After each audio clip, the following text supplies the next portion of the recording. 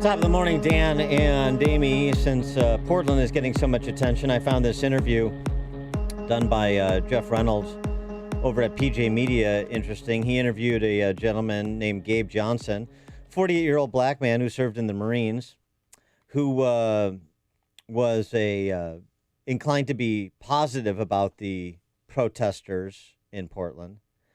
Now says Portland police should use any means necessary, including force, to sweep the riots off the... I'm sorry, I used the R word.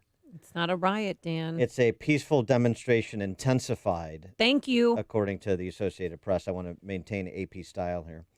To sweep the peaceful demonstrations intensified off the streets and end the nightly violence. He said, when he first heard about Antifa and some of the rhetoric about Antifa, I thought it was a bit overblown. I was thinking that maybe they're just, some punk kids or whatever. It was some righteous anger in there. I quickly found out that was not the case. Gabe Johnson, no fan of Donald Trump, not conservative, considers himself a moderate, but he also considers himself a patriot who's tired of watching America come apart at the seams. It's beyond me how they can sit there and say they're not causing damage or rioting. It's a riot, and it's real. And when you are on the front line and you're looking back into that crowd, it's an angry mob that is built on doing as much destruction as possible. He also relayed from his firsthand experience, something we've reported. Unfortunately, 90% of the people don't look like me, but 99% of the people that I talk to don't even live in Portland. If you're down here at one of these movements or one of these protests, one of these things, you're going to notice is there's a lot of out-of-state license plates. People are very brazen about the fact that, no, they're not from here. Right. There's always a lot of out-of-state agitators, that's their mission. And I think that somebody's paying them to be there as well. Well, and this is the issue of organized crime in the conversation we began yesterday talking about the application of RICO and the references that Attorney General Barr has made to prosecuting individuals and or organizations that are involved in organized crime, organized criminal activity. It doesn't need to be, mob-style racketeering, a numbers racket. It can also be organized crime in terms of violence on the streets of America, which is why Lori Lightfoot and these big city mayors' posture toward federal law enforcement is so fascinating. One, they are projecting the appearance of control that they don't have. And two is they should be worried about, obviously, the people committing acts of violence in their cities, not about federal law enforcement that is here to help interdict the violence. We will not allow federal troops in our city. We will not tolerate unnamed agents taking people off the street, violating their rights, and holding them in custody. That's not happening here in Chicago. So I've drawn a very, very bright line. I've made that very clear to every federal authority that I've spoken with, and they understand that if they cross that line, we will not hesitate to use every tool at our disposal to stop troops and unwanted agents in our city. I'm so fascinated with this toolbox she has. That was Lightfoot on Jake Tapper on State of the Union on Sunday. Yeah, what is she going to do to stop Customs and Border Patrol agents or FBI, ATF, DEA? I mean, already this weekend, they've picked up 3 high-level gang leaders who had outstanding warrants as part of Operation Legend. This is a good thing. They're not troops. They're agents that are here. For more on this, we're pleased to be joined by Andy McCarthy. He's a former chief assistant U.S. attorney in Manhattan, contributing editor at National Review, author of the bestseller Ball of Collusion, The Plot to Rig an Election and Destroy a Presidency. And I should add one other thing, per Rich Lowry over at National Review. The accusation that that's what's happening in Portland, unmarked officers and unmarked cars, they're just pulling people off the streets willy-nilly for no good reason. Rich Lowry did a good piece in National Review the other day documenting that is not the case either. So another misdirection by leftist mayors. Andy, thanks for joining us again. Appreciate it.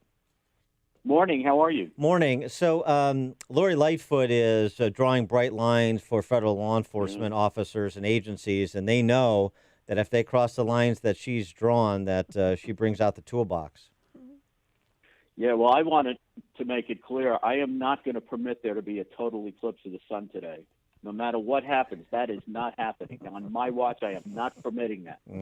No way. And I have about as much control over that as she has over what she claims to have control over. And it's about as much a part of reality as what she's describing. I mean, the idea that she's not going to permit something that isn't happening and has no prospect of happening may fool some people, but I hope people are seeing through that. That the Trump administration is not sending troops anyplace.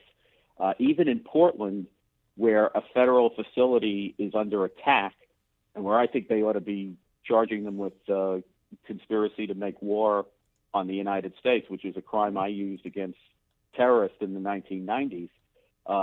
Those are federal law enforcement agents. They're from the Department of Homeland Security, but DHS is this big, sprawling department that after the 9/11 attacks, when they restructured the government, ended up as kind of the housing for a bunch of federal law enforcement agencies that weren't a perfect fit for the Justice Department. So they have things like, Secret Service, Customs and Border Patrol, ICE, and the Federal Protective Service, which is the police that you encounter when you go inside a federal courthouse. Those are all law enforcement agents. They're not troops. They are in heavy gear because they're under attack, because people are firebombing the courthouse with people inside of it. In the second tranche of federal law enforcement that we're talking about, as Amy just referred to, the people who are being sent to the cities like Chicago are agents of agencies that are already working in existing federal state task forces that exist between Chicago and the federal government, just like they do with New York and Los Angeles and a lot of the cities across the country. So you're talking about, FBI and DEA agents who work particular kinds of violent and gang crime cases, ballistics experts from ATF, the U.S. Marshal Service, which is good at tracking down fugitives, that sort of stuff. Those agents are going into existing task forces that combat gang crime, violent crime, drug crime, organized crime. And the idea is to beef up the federal presence and to give the states and the city federal funding so that they can contribute more state police and city police to these existing task forces, so you can do more cases and have more of an impact on people's lives in the street where you have all this kind of spiking violence. So you would think that anyone would welcome that. I just it's mind-boggling. Well, after 62 nights of civil unrest in Portland, don't you think President Trump should send in federal troops? Now, I mean, how long is he going to are they going to let this go on? Indefinitely? Yeah, I thought that over a month ago, when we were having this argument about whether he should send troops in or not, I recommended that in the particular hotspots you send troops in, for the very simple reason that, and I think this is something we've missed because we've had 30 years of relative domestic tranquility, so we forget that it's not always this way. But law enforcement can maintain law and order and stability as long as you have it in the first place. But there are not enough resources and the right kind of resources for law enforcement to establish stability and to establish the underlying conditions where you can have the rule of law. And if you lose that, that's the reason the Constitution imposes on the president the obligation under circumstances where you have insurrection and massive violence to quell that. And you're allowed to use whatever force of government that can be brought to bear in order to reestablish stability once stability is lost. So my view of it is, yes, he should send federal forces in where that's necessary to reestablish order. I think Portland would have been a good candidate for it. On the other hand, it's easy for me to say that from the sidelines. I'm not the one who's going to be, blamed for the fallout of it. And I think they are mindful that, for example, I was talking about this yesterday on the podcast that Rich Lowry and I do at National Review. One of the defining events of my childhood in the 1960s was Kent State. It was, people. It's like ancient history to a lot of people now. But when those civilians were killed by the forces that were brought in to try to quell a violent situation, that in many ways made matters worse. And it was a defining moment of, I think where things went terribly wrong in the 1960s. And they don't want to have a repetition of that. And they're bending over backwards not to have a situation where you could get a repetition of that. And I can't say as I blame them for being fearful of that. It's a very real concern. Well, you better enjoy that podcast you do with Rich Lowry, because that position will make sure that you never appear on the pages of the New York Times editorial page. Yeah, don't break didn't- his heart. I don't know Dan. how to. I just had to let It you ain't know. so. Yeah, I know. He's licking his wounds right now. Come on. But so what would just on this? It's the idea of federal troops. We're so far from that. I mean, you have the Bloomberg editorial board editorializing against federal law enforcement presence in Portland, saying they're doing more harm than good. We have a whole culture here in big cities and in big media of appeasement as the strategy to deal with the mob. It's remarkable to me, from Lori Lightfoot taking down the Columbus statues to appease the mob, to editorial boards opining against, remove the federal officers so that people are less upset.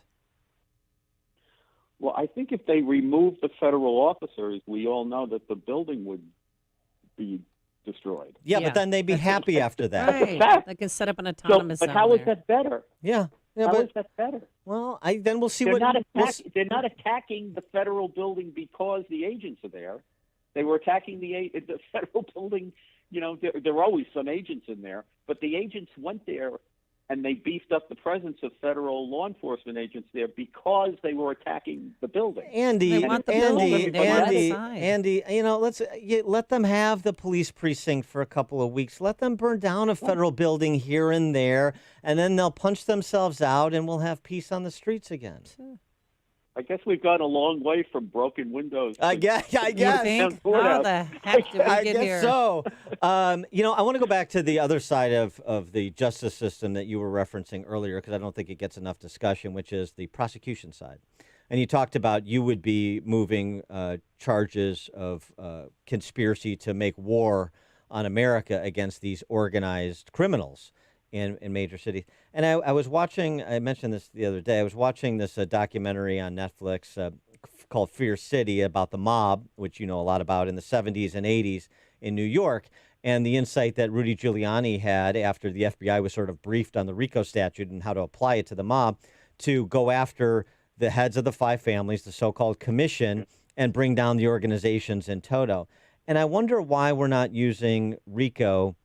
U.S. attorneys around the country aren't using RICO, not just to deal with organized criminals that are fomenting the rioting and the violence, but also underlying that in cities like Chicago, where you have organized crime in the form of street gangs as part of the drug trafficking networks around the world, why there isn't more of a focus on trying to take the heads off of these organizations like was done in New York with respect to the mafia.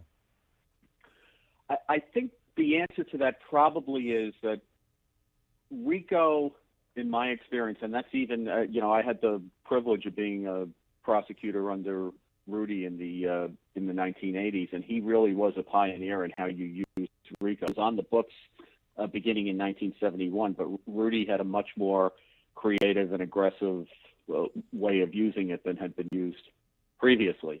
But those cases take time to build, and they're not they're not your first response. There's a lot of kinds of crimes that are easier to prove than RICO.